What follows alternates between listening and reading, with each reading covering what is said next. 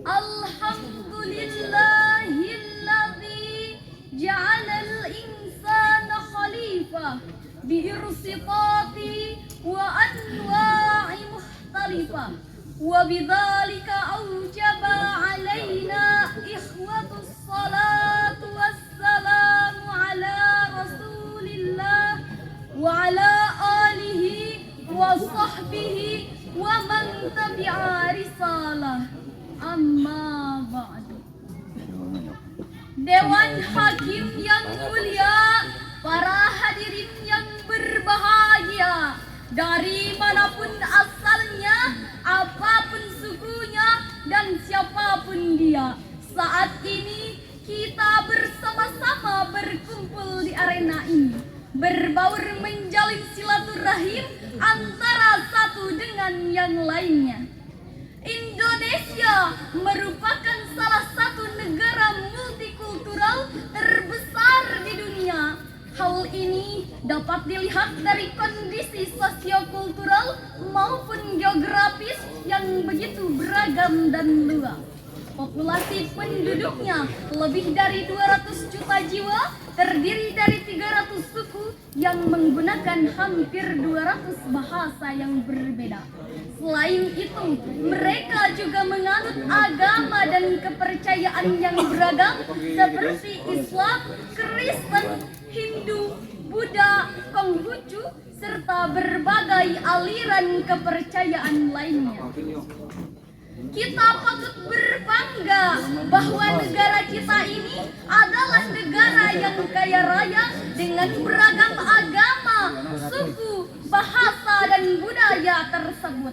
Tapi yang perlu kita ingat para hadirin, hendaknya perbedaan, kemajemukan, serta keberagaman tersebut membuat kita lebih kuat dan lebih hebat. Hindari rasisme dan diskriminisme, karena paham tersebut merupakan paham yang sangat paradoks dengan kemajemukan. Penghargaan dalam Islam tidak berdasarkan ras, suku, prestise, maupun keturunan, tapi penghargaan dalam Islam berdasarkan amal dan prestasi. Lalu, bagaimana pandangan Islam dalam menyikapi kehidupan yang beragam ini? Sebagai jawabannya, tema Syarhil Quran yang akan kami sampaikan adalah keberagaman sebagai kekuatan dalam berbangsa dan bernegara, yang akan kami uraikan dengan berlandaskan surah Al-Hujurat ayat 13 sebagai berikut.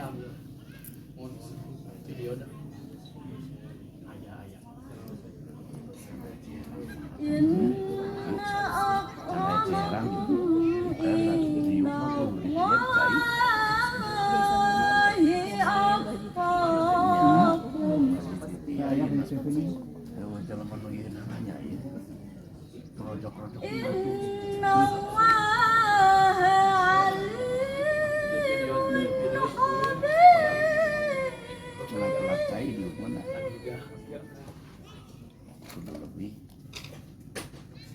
Hamba berlindung kepada Allah dari godaan syaitan yang terkutuk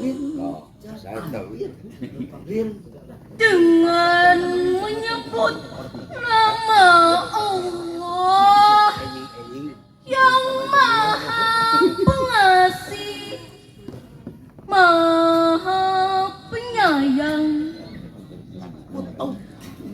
Hai manusia, sesungguhnya kami menciptakan kamu dari seorang laki-laki dan dari seorang perempuan dan menjadikan kamu berbangsa-bangsa dan bersuku-suku supaya kamu saling kenal mengenal.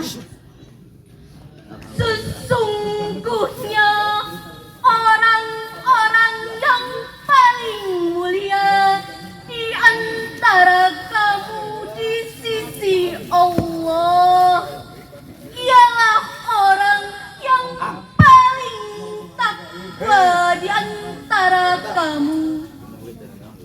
Sesungguhnya Allah Maha mengetahui lagi Maha mengenal. Dewan Hakim dan hadirin yang kami hormati, ayat tadi dari segi ilmu balaghah merupakan kalam khabar mengandung misi informasi. Sedangkan secara historis sosiologis, menurut Ibnu Asyakir dalam Kitabul Mubamat, ayat tersebut diturunkan sebagai teguran kepada Bani Baidah yang telah menolak dinikahkan oleh Rasulullah SAW kepada budak mereka yang bernama Abi Hindi. Pada saat itu datang Jibril menyampaikan wahyu surat Al-Hujurat ayat 13 tadi, bahwa Allah Subhanahu wa Ta'ala menciptakan manusia dari jenis laki-laki dan perempuan, bercorak suku dan berlainan bangsa. Fungsinya lita'arufu ay liyahsila bainakumut ta'arufu wa ta'alafu, agar kamu saling mengenal, menjalin komunikasi harmoni, menebarkan cinta kasih yang tiada pilih kasih, serta menyamankan rasa sayang yang tiada pandang sayang. Demikianlah penjelasan Ali As-Sabuni dalam Safwan Al-Fasirus. Dengan kata lain, ayat tersebut merupakan landasan teologis yang sangat strategis membangun ukhuwah wataniyah sebagai pilar persatuan dan kesatuan di negeri tercinta ini. Langkah awalnya kita harus saling mengenal, bukan saling menutup diri, melecehkan, menghina, membanggakan kelompok, suku, bangsa, adat istiadat maupun daerah masing-masing. Sebab itu semua, wahai para hadirin, merupakan virus-virus persatuan, penghambat persatuan, bahkan penghancur persatuan bangsa.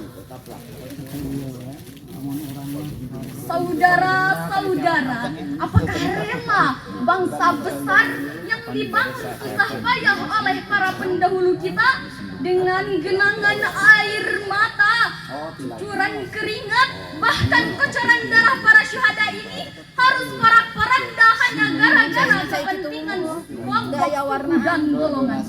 Tentu tidak.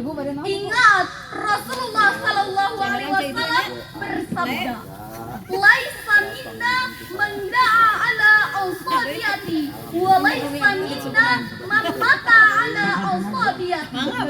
Bukan golongan kita orang yang membangga-banggakan kelompok, dan bukan golongan kita orang yang mati karena membela, mempertahankan,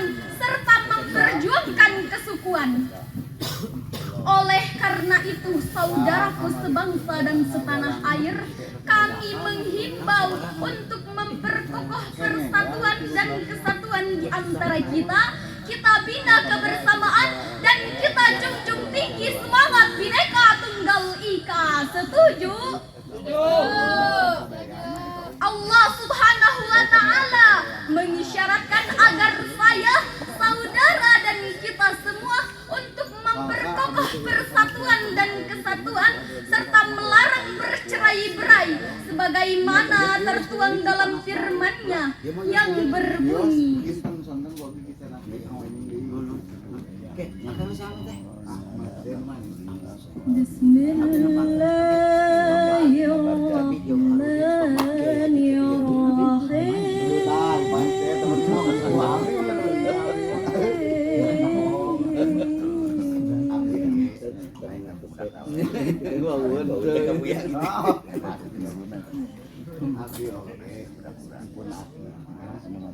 wa'tasimu bihablillahi jami'an wa la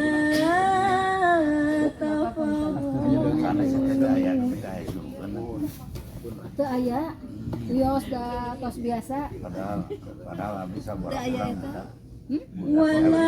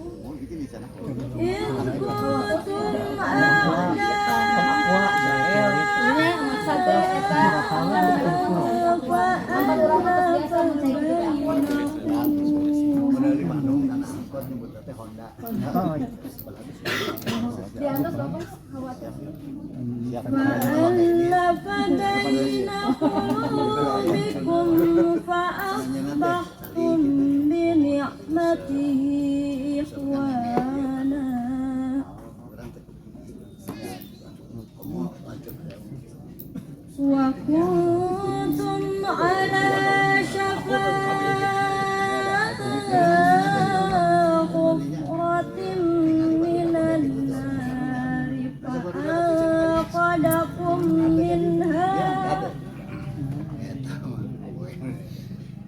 kadzalika yubayyinu Allahu lakum ayatihi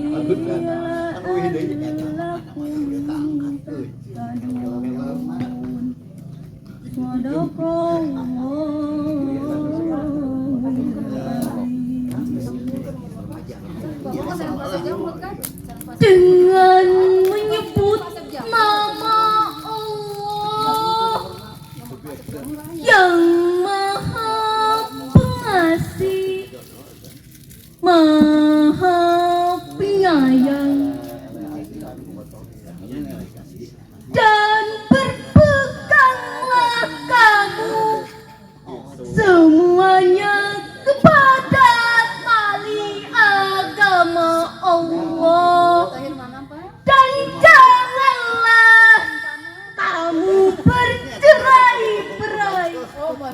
Sesungguhnya Allah,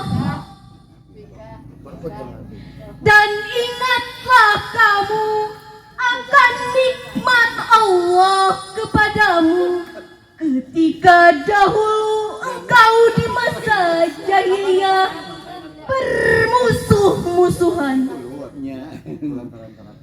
Maka Allah mempersatukan hatimu, lalu menjadilah kamu karena nikmat Allah orang-orang yang bersaudara, dan kamu telah berada di tepi jurang neraka.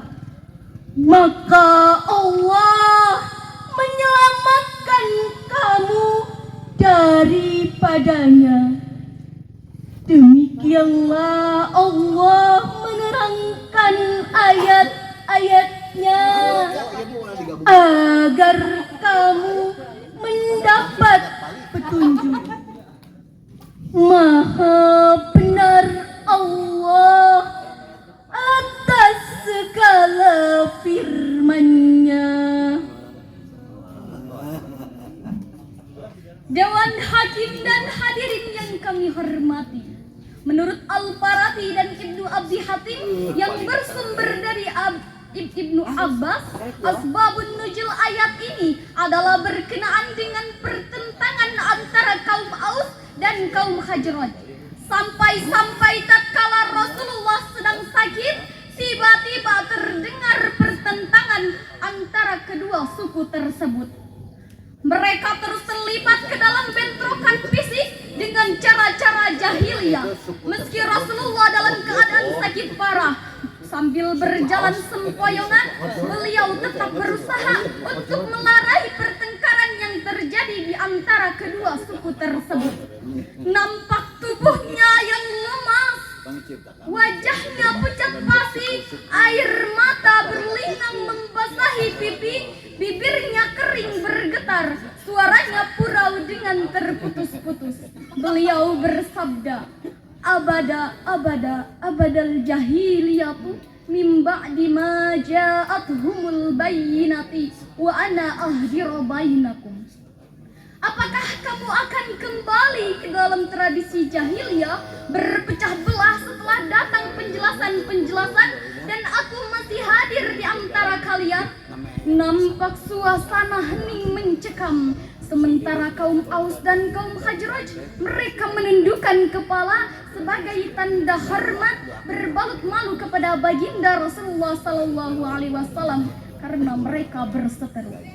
Sikap Rasul ini, wahai para hadirin, merupakan realisasi ukhuwah Islamiyah yang tergambar pada ayat ini harus kita teladani. Kenapa? Karena perpecahan antara kaum Aus dan kaum Khazraj merupakan simbol bibit-bibit perpecahan, penghambat persatuan, bahkan penghancur persatuan bangsa.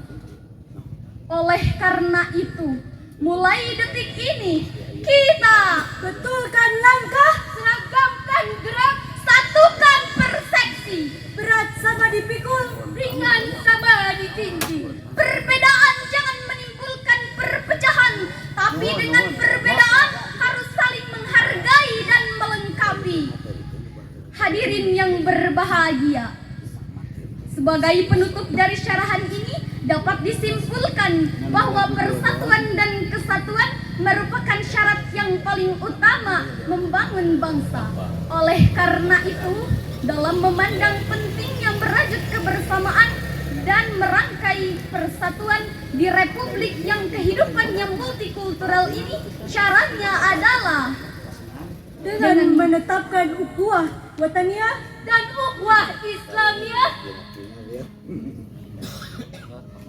Bila kedua upaya ini kita lakukan, maka kami yakin persatuan bangsa akan terbina, keutuhan NKRI akan lestari, dan Indonesia akan jaya dengan keberagamannya. Amin ya rabbal alamin. Demikianlah syarahan Quran yang dapat kami sampaikan. Semoga bermanfaat. Kurang dan lebihnya mohon dimaafkan. Wassalamualaikum warahmatullahi wabarakatuh. Waalaikumsalam warahmatullahi wabarakatuh.